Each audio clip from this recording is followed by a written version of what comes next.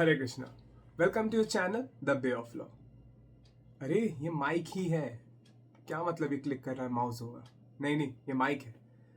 अरे मान लीजिए ना, हम ये भी तो मान के बैठे कि इंटरनेशनल लॉ एग्जिस्ट करती है। हम देख तो रहे कैसे बांग्लादेश में लोगों को बचाया जा रहा है, या फिर कैसे सूडान में हमने लोगों को बचा लिया, या फिर हम देख तो रहे हैं कि पूरी ऑल ओवर रवांडा, याद है ना आप लोगों को? हम मानते तो हैं कि नेटो फोर्सेस एग्जिस्ट करती हैं, इंटरनेशनल लॉ एग्जिस्ट करता है, यूएन एग्जिस्ट करता है, तो हम ये क्यों नहीं मान सकते कि ये माइक नहीं माउस है?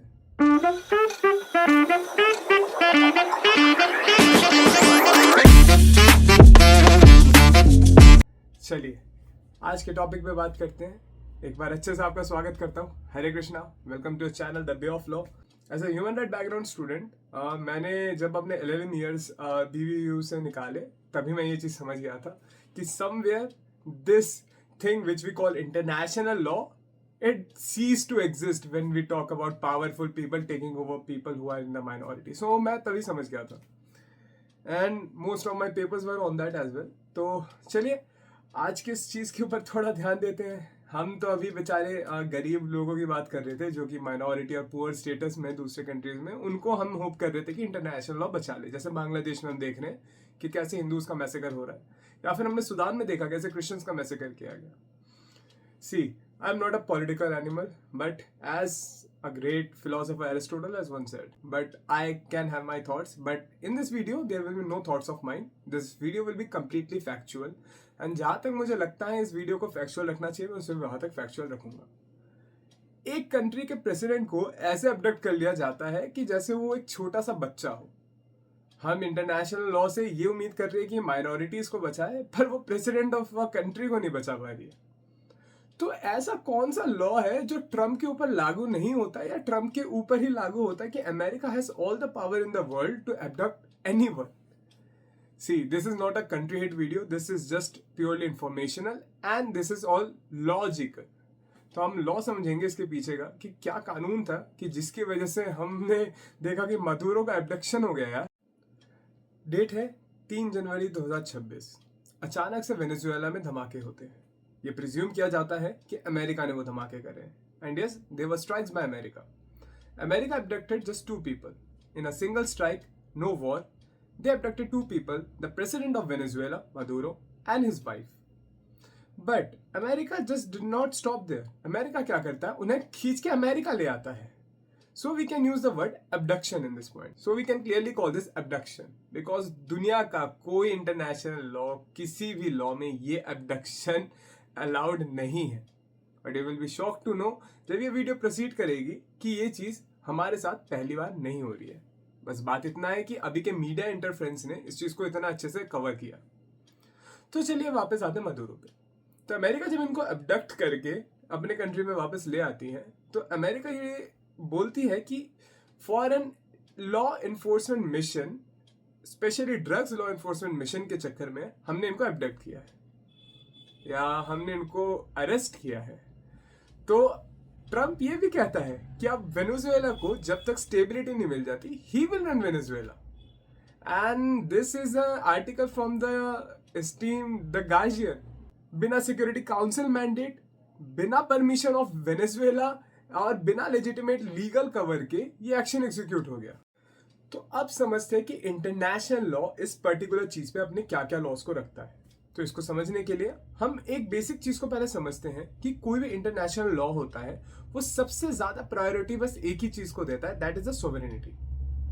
सोवरेनिटी क्या है, यहाँ पे मैं डाल दूंगा सोवरेनिटी क्या है हिंदी में, ताकि जो मेरी बाकी ऑडियंस है उनको समझ आए। इस पे मैं इतना टाइम वेस्ट नहीं करूंगा। पर सोवरेनिटी का एक मोटा मोटा हम ये समझते हैं कि किसी भी नेशन की एक अपनी एक अथॉरिटेटिव स्टेट होती है and we have to respect that boundary. तो एक बहुत इजी लैंग्वेज में नहीं बताया, but this term is a very broader topic, तो मैं इस पे बहुत डिटेल में इस वीडियो में नहीं जा रहा। अब अगर हम यूएन चार्टर पे आए, तो यूएन चार्टर क्लियरली ये बात कहता है कि कोई भी स्टेट किसी दूसरे स्टेट के टेरिटरी में एंट्री नहीं ले सकती फोर्सफुली, एंड ऑक्यूपाई तो बिल्कुल नहीं कर सकती। कि abducting is a completely different level.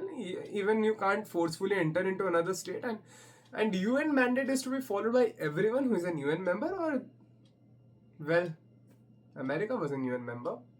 ठीक है, उस फैक्ट पे हम थोड़ा मिट्टी पाते हैं। और फिर थोड़ा आगे सोचते हैं। इसके अलावा इंटरनेशनल लॉ बेसिक 3 चीज़ें और कहता है। सबसे पहला इंटरनेशनल लॉ कहता है सॉवरेनिटी का रिस्पेक्ट, जो कि मैंने जस्ट पहले आपको डिस्कस करके बताया। दूसरा कहता है टेरिटोरियल इंटीग्रिटी, जो कि मैंने अभी यूएन चार्टर में आपको समझाया कि there must be a territorial integrity, कि सबको अपनी बाउंड्रीज का ध्यान रखना है, कोई भी किसी की बाउंड्री अपने मन मुताबिक क्रॉस ना करे या बिना परमिशन लिए क्रॉस ना करे। And the third is no use of force without UN approval. तो खैर अप्रूवल या ऑथराइजेशन यूएन से मेरे को तो नहीं लगता ट्रम्प ने फोन करके लिया होगा। He literally cut off ties with WHO back then and well, कहीं ना कहीं कैनेडी मिसेस कैनेडी की आत्मा कहीं ना कहीं तड़प रही होगी थोड़ा, जब वो ये सब सोच रही होगी कि क्या हो रहा है मेरे यूएन के साथ। अब मैं कुछ चैनलों में ये देख रहा हूँ कि they are saying this term कि मिलिट्री वो था तो ये अलाउ होना चाहिए, मिलिट्री वो था, बट कोई भी मिलिट्री एक्शन भी सिर्फ 2 ही केसेस में अलाउड है। सबसे पहला था सेल्फ डिफेंस। अगर आपको लग रहा है कि हाँ आपका जो स्टेट है that is in constant threat with another state, जैसे हम अगर इस मामले को समझने की कोशिश करें, जैसे इजराइल पैलेस्टीन का मामला हुआ था, या फिर अभी कुछ दिन पहले हमने ऑपरेशन सिंदूर में इंडिया और पाकिस्तान का जो सीन देखा, या फिर दूसरा पॉइंट तभी वो कर सकता है अगर यूएन ने खुद से इस चीज को ऑथोराइज किया हो, जो कि बहुत rare of the rare cases में यूएन ऐसी चीज को ऑथोराइज करेगा। तो अब ये तो भैया क्लियर है कि जो ये एक्शन लिया अमेरिका ने, ये तो डेफिनेटली ट्रेडिशनल इंटरनेशनल लॉ के खिलाफ ही था। यानी कि कोई भी ऐसा कानून इंटरनेशनल बॉडी में एग्जिस्ट ही नहीं करता कि जिसको हम इसमें कवर कर पाए, नॉट अ सिंगल। हाँ, अगर लॉन्ग टर्म में सोचा जाए, जैसे एल चापो का एब्डक्शन या डिपोटेशन वगैरह जैसे किया गया था, वो सब ड्रग चार्जेस पे किया गया था, तो उसी तरीके से उन्होंने किसी लीडर ऑफ अ स्टेट को भी ड्रग चार्जेस पे उठा लिया है। सो अगर हम उसे ऐसे कनेक्ट करना चाहें in the name of self defence, तो या वी कैन कनेक्ट दैट। चलिए, तो एक राज की बात बताऊं आपको, ये पहली बार नहीं है, ये पहली बार बिल्कुल नहीं है कि किसी स्टेट के हेड को अमेरिका ने अपने हिसाब से उठा लिया हो या फिर अमेरिका ने अपने इच्छा अनुसार ले लिया। अब अगर हम थोड़ा सा पीछे जाए, अब हम थोड़ा सा एक हिस्टोरिकल टाइमलाइन देखेंगे यहाँ पे, और अगर थोड़ा सा हम सोचे तो हमें चीजें समझ आएंगी। बात है 1989, Noriega, Manuel Noriega. Call of duty खेलने वाले लड़कों को याद है ना नोरिएगा वाला मिशन? भाई बहुत टफ था यार। पनामा के सिटिंग प्रेसिडेंट को ड्रग चार्जेस बोल के यूएस ने पूरे देश पे इन्वेजन कर दिया यार। कोई यूएन से परमिशन नहीं, कोई इंटरनेशनल वारंट नहीं, कोई criminal court of law justice, कुछ नहीं। प्रेसिडेंट को पकड़ा और सीधा अमेरिका ले गए। Law later power first, seriously. अब थोड़ा जेंजी हो जाते हैं, 2003 पे आते हैं। Saddam Hussein, every guy knows that name, Saddam Hussein. अगर आप सद्दाम हुसैन को नहीं जानते और आप इस चैनल पे हैं तो कोई बात नहीं यार, नई चीज सीखने में कोई बुराई नहीं है, सीखते हैं। वेपन ऑफ मास डिस्ट्रक्शन के नाम पे अमेरिका ने पूरा कंट्री इन्वेड कर दिया। प्रेसिडेंट गिरा, ट्रायल हुआ, इंटरनेशनल लॉ सिर्फ ऑब्जर्व करता रहा। Isn't it very tragical कि history is repeating and repeating and repeating. अब हम आते हैं 2011 के लीबिया में। गद्दाफी। लीबिया में यूएन ने एक मैंडेट इशू किया था कि वहां के जो सिविलियंस हैं हमें उनको प्रोटेक्ट करना है गद्दाफी से। ओके, सिंपल था, प्लेन था। पर नेटो ने जब बॉम्बिंग करनी चालू करी तो पूरा रिजीम ही चेंज कर दिया यार। गद्दाफी मारा गया, लीबिया आज तक अनस्टेबल है। अच्छा, जब ये हिस्ट्री चली रहा है तो मैं एक और एग्जांपल दे देता हूँ। ये थोड़ा लेसर नोन है, but this is also one of the presidents we are talking about, तो why not declare the another president with you guys. Serbia 2001 में सर्बियन प्रेसिडेंट जो थे, आई थिंक स्लोबोदन, या स्लोबोदन नाम था। लाइक मैं नाम गलत ले रहा हूँ, मुझे पता है मेरा pronunciation is not up to that mark, but नाम यहाँ पे मैं लिख दूंगा तो you guys will get it. तो he was arrested forcefully and he was sent to Hague.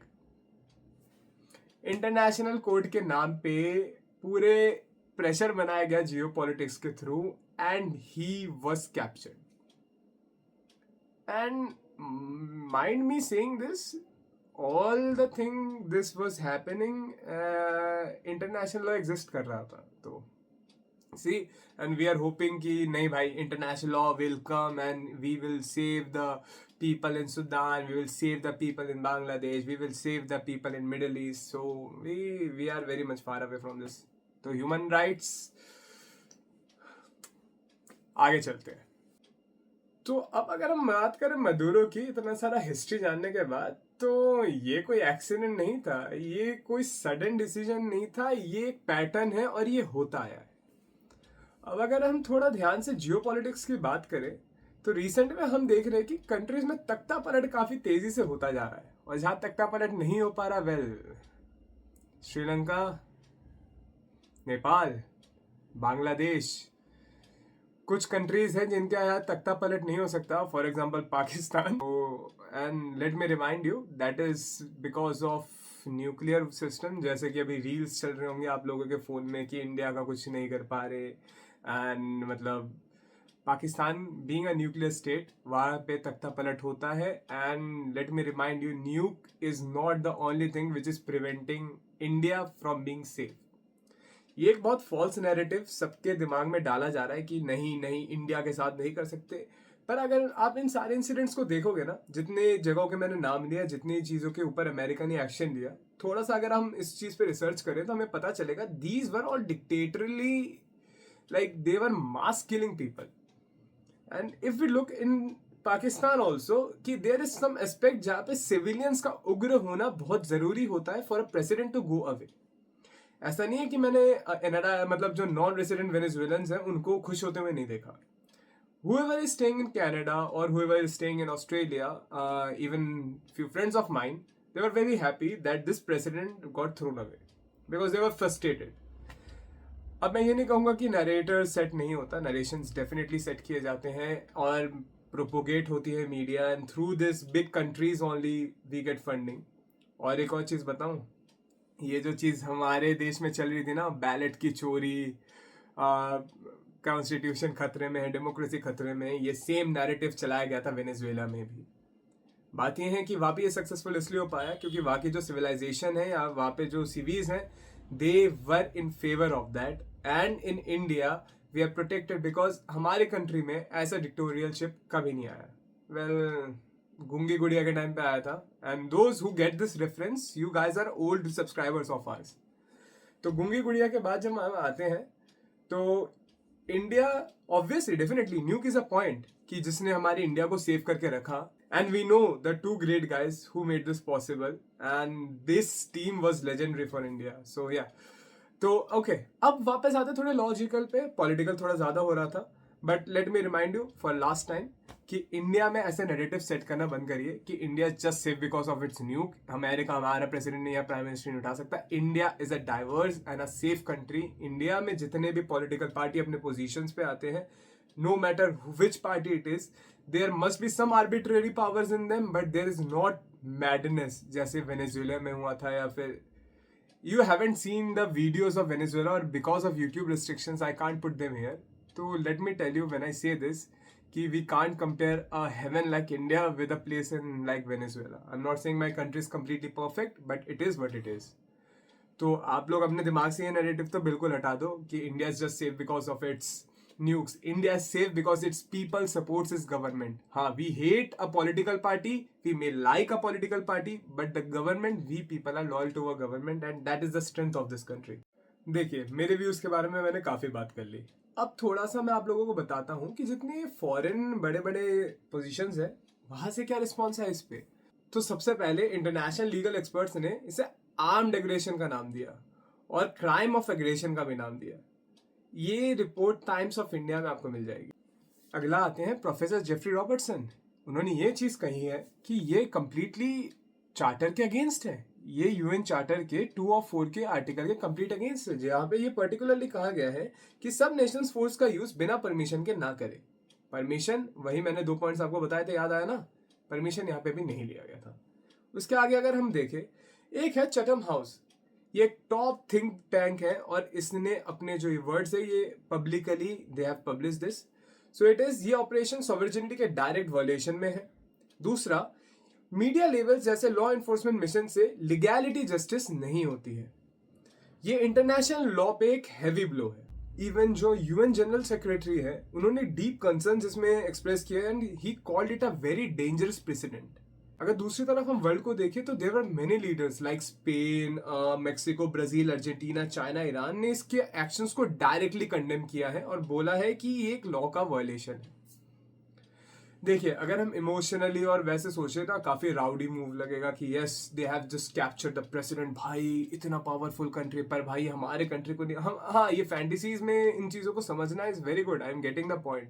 But अगर हम इसको थोड़ा सोचे ना कि ये एक लीगल वर्ल्ड में बिल्कुल ऐसा हुआ कि दूसरे घर से कोई उठ के आता है और आपके पापा को उठा के लेके चला जाता है and the entire world, entire place is silent about it.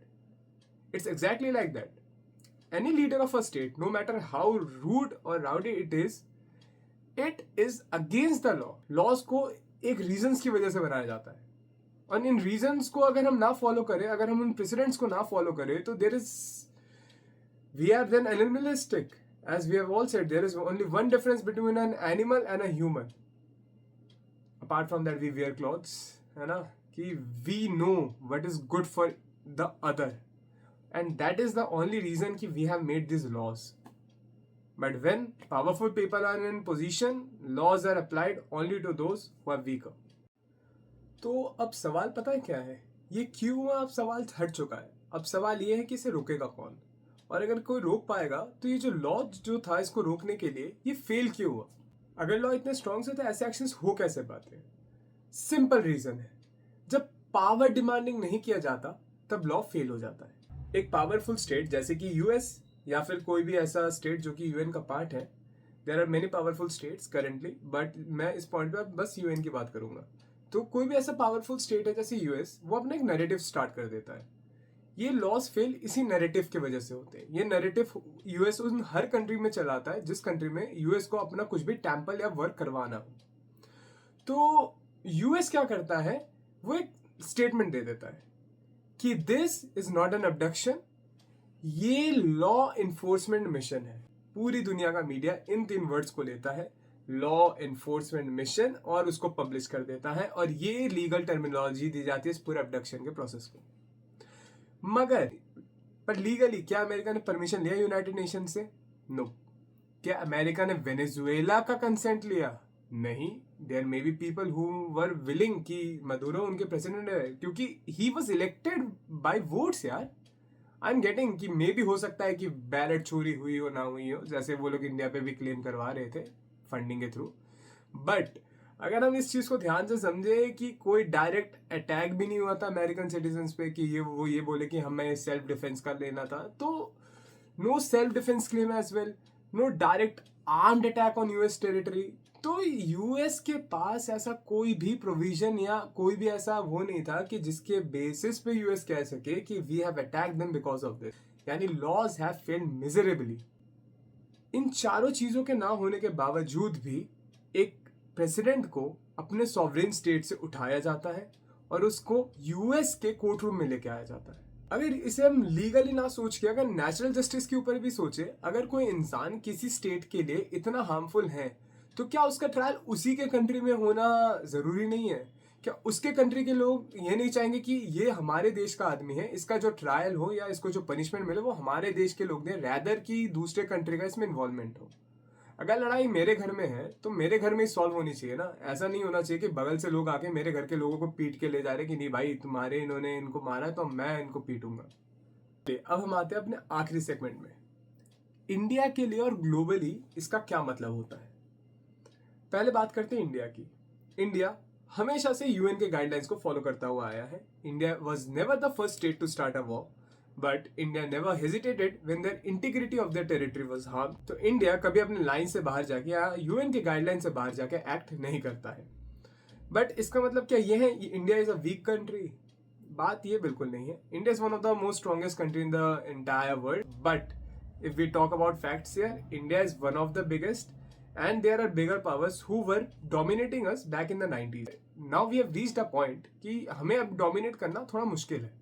तो इंडिया के लिए इसका मैसिव लेवल पे कुछ हो नहीं सकता, पर अगर हम बाकी कंट्रीज में देखें कि जहाँ पे ये लोग तख्ता पलट नहीं करवा पा रहे हैं, वहाँ पे ये लोग एबडक्ट करवा ले रहे हैं, ये वाली जो नैरेटिव आ रही है, ये सुनने में बहुत स्पाई या थ्रिलर लग सकता है, पर ये इसका रियलिटी से दूर दूर तक कोई कनेक्शन, कोई लॉजिक कुछ नहीं है। ये सारे अटेम्प्ट्स डेफिनेटली होते हैं ऑन अ माइनर और अ मेजर लेवल। फंड्स आते हैं, सेम नैरेटिव सेट किए जाते हैं कि वोट चोरी हो रही है, आपकी डेमोक्रेसी खतरे में है, इंडिया को बचाना पड़ेगा, संविधान को बचाना पड़ेगा।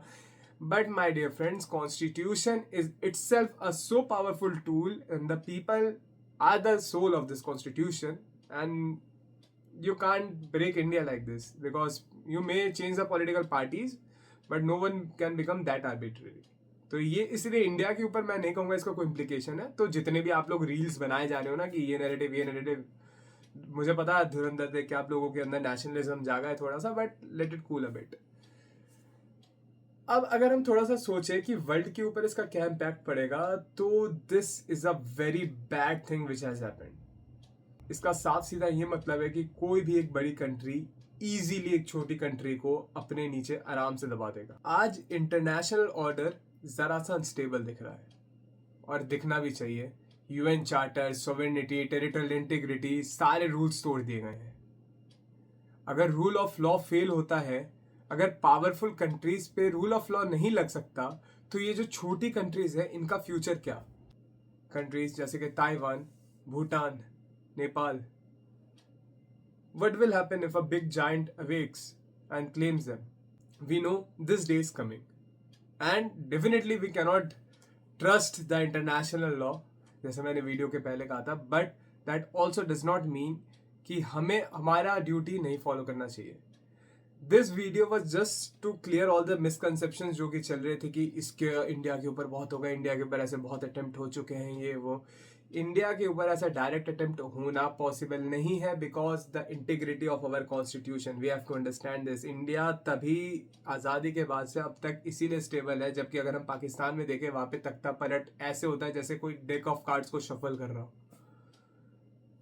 हम अगर इमरान खान का केस देखें तो that will also we looking so sci-fi. हाँ, ये नैरेटिव है समवेयर ट्रुथ कि जहाँ यूएस अपना दबदबा नहीं बना पाता, यूएस दूसरे लोगों को मैनिपुलेट करवा देता है through the any means they got, rather it be sanction, rather it be any restriction, and in some cases manipulation and setting false narratives, जो कि हमारे कंट्री में हुआ, and it got averted। तो कंक्लूजन क्या है? आखिर में बस सच इतना है कि इंटरनेशनल लॉ जो है वो पावरफुल स्टेट्स को अपना फोर्स यूज करने से नहीं रोकता। सॉवरेनिटी का कंसेप्ट सुनने में और पेपर पे भले ही अच्छा लगता हो, पर रियलिटी में एग्जिस्ट नहीं करता। हम लॉ स्टूडेंट्स डे 1 से ये चीज़ पढ़ते हुए आते हैं ना, इक्वालिटी बिफोर लॉ, है ना, याद है इक्वालिटी बिफोर लॉ, लॉ के सामने सब बराबर है, पर इन रियल लाइफ ये चीज़ एग्जिस्ट नहीं करती। Law is not equal for you, law will never be equal for people, but does it teach us not to follow law? No, it will only increase chaos. And in a series I have learned a very good thing कि discipline is tough, chaos is easy, so we do not need to take the easy path and ruin the country which we have. So video को and करते हैं, और अगर आपको इस matter में अपना कोई भी सजेशन रखना हो या मेरा कोई चीज़ आपको कॉन्ट्रडिक्टरी लगी हो, please do mention in the comment. I am open for all of you to educate me on this topic, and Hare Krishna. Video तो एंड हो चुकी है, पर आप हमसे कनेक्ट कर सकते हैं हमारे इंस्टा आईडी पे, लिंक डिस्क्रिप्शन में दिया गया है। और ऐसी और वीडियोस देखने के लिए हमें सब्सक्राइब करें। हरे कृष्णा।